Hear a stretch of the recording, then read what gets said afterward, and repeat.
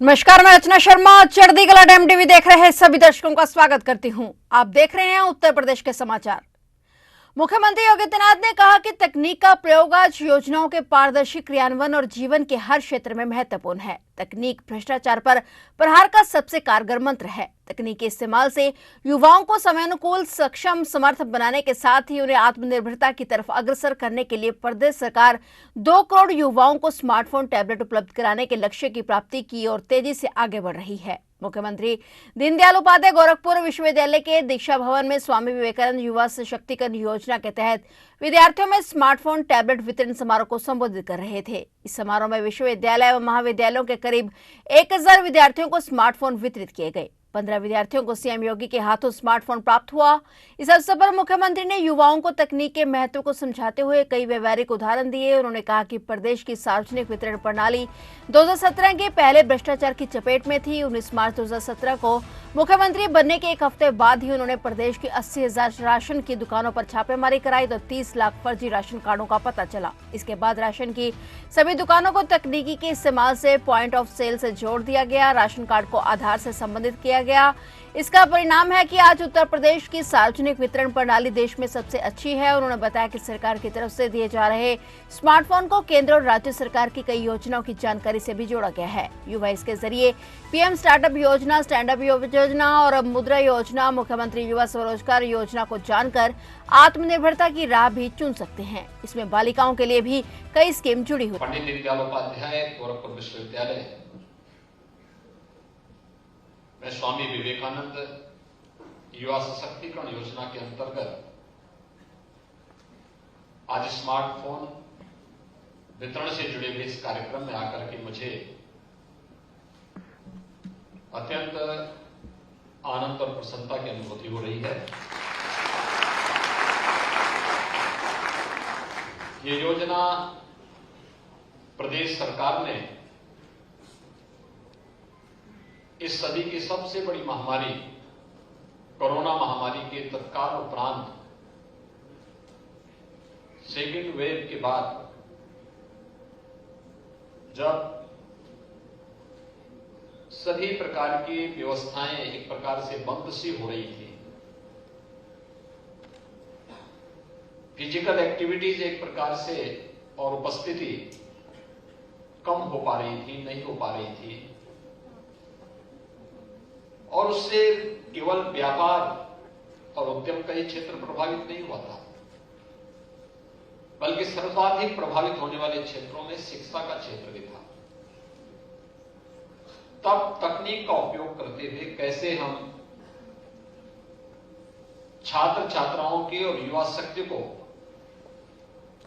तकनीकी रूप से सक्षम बना सके और बिना किसी डिस्टरबेंस के भी आज तकनीक का उपयोग करते हुए उनके जीवन में उन्हें सशक्तिकरण की दिशा में अग्रसर कर सकते हैं, तब यह योजना प्रदेश सरकार ने प्रारंभ की। हम लोगों ने इसके लिए एक प्रयास प्रारंभ किया है कि हम 2 करोड़ युवाओं को खासतौर पर स्नातक और परास्नातक के उन सभी फाइनल ईयर से जुड़े हुए छात्रों को प्रतिवर्ष कुछ लेकर के 2 करोड़ युवाओं को इसके साथ जोड़ेंगे। और मुझे प्रसन्नता है कि 2022-23 से हम लोगों ने योजना प्रारंभ की है। अब तक 20 लाख से अधिक युवाओं को टैबलेट और स्मार्टफोन का वितरण हम लोग कर चुके हैं और वर्तमान में ये योजना निरंतर आगे बढ़ती हुई कार्य कर रही है। आज दीनदयाल उपाध्याय गोरखपुर विश्वविद्यालय में 1000 छात्र छात्राओं को इस सुविधा उपलब्ध हो रही है।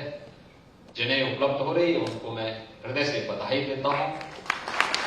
जिन लोगों को अभी नहीं उपलब्ध हो पाया है वो इंतजार करें, उनको भी ये योजना उपलब्ध होगी। इसकी सबसे बड़ी खूबी क्या है? ये स्मार्टफोन और टैबलेट केवल आपके लिए, आपके कॉल करने के लिए या आपको मनोरंजन करने के लिए, एजुकेशन के लिए नहीं है। इससे भी आगे जाकर के आपको आत्मनिर्भर बनाने का एक सशक्त माध्यम बन सके, इसके लिए भी इसमें केंद्र और राज्य सरकार की वे सभी स्कीम आपको मिलेंगी।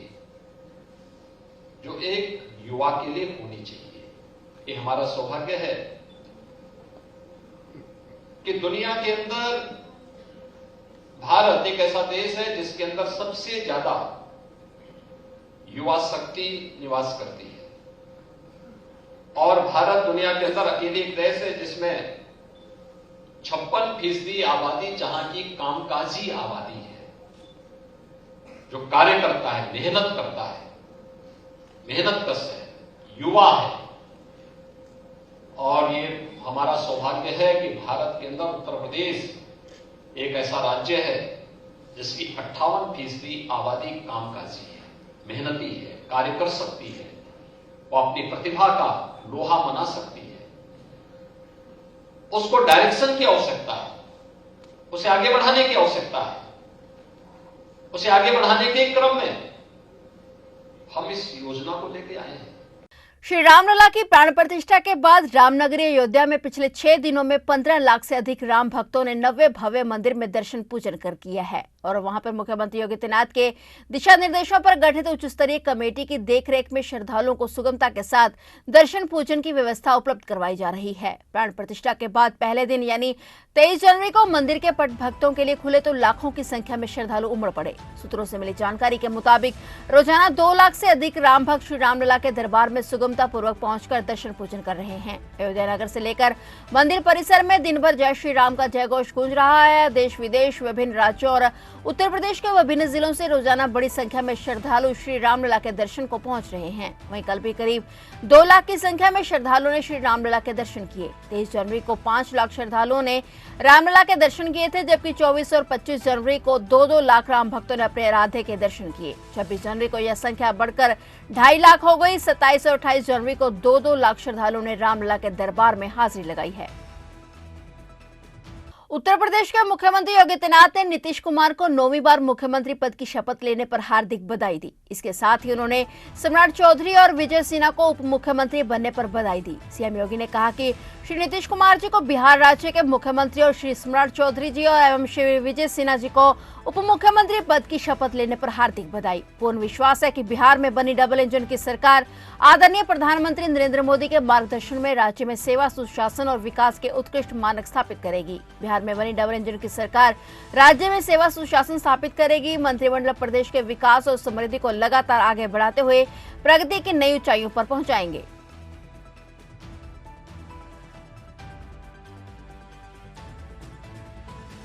मुख्यमंत्री योगी आदित्यनाथ ने कहा कि प्रदेश में स्वास्थ्य सेवाओं के क्षेत्र में व्यापक परिवर्तन हुए हैं। इसे और बेहतरीन बनाने के लिए और संभावनाएं हैं और टेक्नोलॉजी इसमें बेहतरीन माध्यम बन रही है। टेक्नोलॉजी से जुड़कर यूपी का स्वास्थ्य एवं चिकित्सा क्षेत्र और सुदृढ़ हो रहा है। सीएम योगी आदित्यनाथ ने हाल ही में गोरखपुर शहरी और ग्रामीण क्षेत्रों के लिए 19 हेल्थ एटीएम का लोकार्पण किया था। इसके बाद योगीराज बाबा गंभीरनाथ प्रेक्षागृह में आयोजित समारोह में उपस्थित लोगों को संबोधित किया था। इस अवसर पर मुख्यमंत्री ने रेड क्रॉस सोसाइटी की तरफ से गोद लिए गए 500 टीबी रोगियों को पोषण पोटली एवं 500 बालिकाओं को हाइजीन किट वितरण का भी शुभारंभ किया। सीएम ने 5 टीबी रोगियों को पोषण पोटली और 5 बालिकाओं को हाइजीन किट तथा 2 लाभार्थियों को आयुष्मान कार्ड का प्रमाण पत्र वितरित किया। कार्यक्रम में मुख्यमंत्री ने कहा कि हेल्थ एटीएम और टेली कंसल्टेशन जैसी टेक्नोलॉजी से सुदूर क्षेत्र में बैठा व्यक्ति भी देश दुनिया के प्रख्यात अस्पतालों या डॉक्टरों से जुड़कर अपनी जांच रिपोर्ट भेजकर परामर्श ले सकता है। हेल्थ एटीएम से जो 62 प्रकार की जांच हो सकती है। उन्होंने कहा कि प्रदेश के प्राथमिक, सामुदायिक स्वास्थ्य केंद्रों और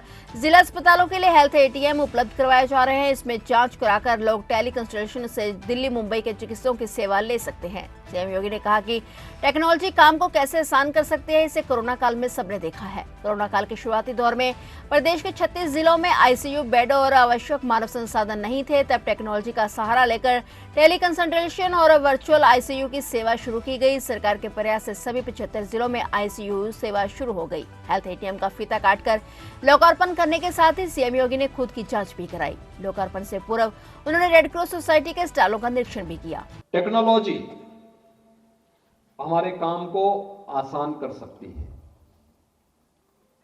और कैसे कर सकती है ये मैंने पहले भी आपको बताया। कोरोना के समय उत्तर प्रदेश के अंदर हमारे 36 जनपद ऐसे थे जहां एक भी आईसीयू के बेड्स नहीं थे। आईसीयू संचालित करने के लिए जो आवश्यक मैन पावर चाहिए था वह भी हमारे पास नहीं था। अब अचानक कोरोना आ गया, इतने बड़े पैमाने पर प्रशिक्षण देना, इतना मैन पावर लाना एक कठिन कार्य था। कैसे होगा? इस कार्य को करने के लिए हम लोगों ने उस समय तकनीक का सहारा लिया।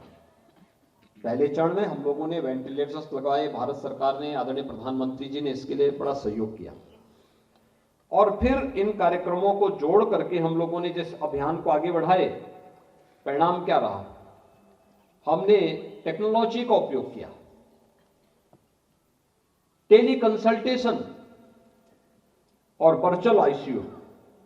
लखनऊ में एसजीपीजीआई, केजीएमयू, आरएमएल और अन्य संस्थानों से कहा गया कि सभी मेडिकल कॉलेजेस को आप अपने साथ जोड़िए, डिस्ट्रिक्ट हॉस्पिटल में जहां पे आईसीयू है उसको अपने साथ जोड़िए। उनके एक डॉक्टर को, एक टेक्नीशियन को पहले लखनऊ में भी ट्रेनिंग कराई गई।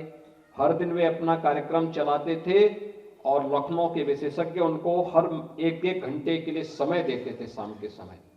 अगर किसी को कोई परेशानी हो बताएं, अगर कोई समस्या ऐसी थी कि जो वर्चुअल जिसका समाधान नहीं हो सकता है, तो वहां पे लखनऊ से विशेषज्ञ आकर के फिर उनको बताते थे। और परिणाम था सही 75 जनपदों में हमने आईसीयू को कोरोना कालखंड में सफलतापूर्वक चलाया था। आज सुदूर गांव में बैठा हुआ व्यक्ति गोरखपुर में, लखनऊ में, दिल्ली में या मुंबई में बैठे हुए चिकित्सक से अपने स्वास्थ्य के परीक्षण की रिपोर्ट दिखा करके आवश्यक दिशा निर्देश ले सकता है और घर में बैठे बैठे स्वास्थ्य की सुविधा का लाभ प्राप्त कर सकता है।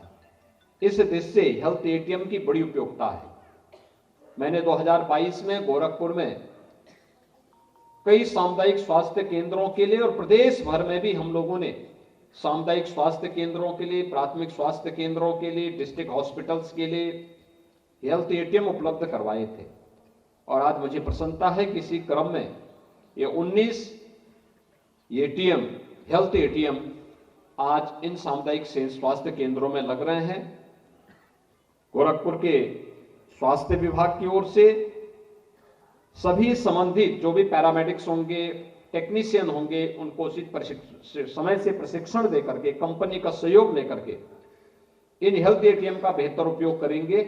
मैं इसके लिए उन्हें बधाई देता हूं, अपनी शुभकामनाएं भी देता हूं। फिलहाल उत्तर प्रदेश के समाचारों में इतना ही, और नए समाचारों के साथ फिर से हाजिर होंगे। तब तक के लिए देखते रहिए चढ़ती कला टाइम टीवी।